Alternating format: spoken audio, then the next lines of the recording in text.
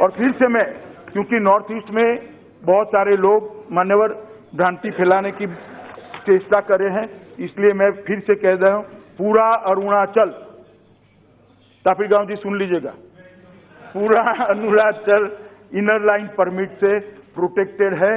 अरुणाचल को चिंता करने की कोई जरूरत नहीं।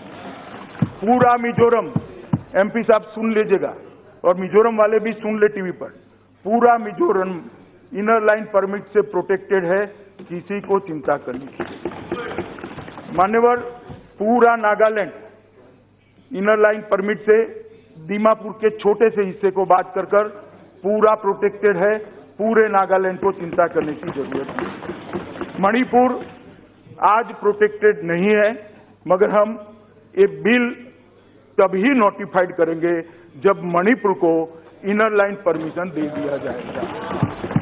त्रिपुरा के अंदर भी, त्रिपुरा ट्राइबल एडीसी क्षेत्र में सीए भी लागू नहीं होगा और एक हाई लेवल कमेटी ट्राइबल समुदाय के हितों की रक्षा के लिए जो बनाई थी, उसको और विस्तृत कर उनके सारे हितों की चिंता भारतीय जनता पार्टी की नरेंद्र मोदी सरकार कर रही है।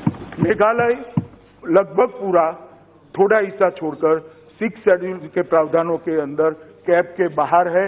मेघालय को भी चिंता करने की जरूरत है।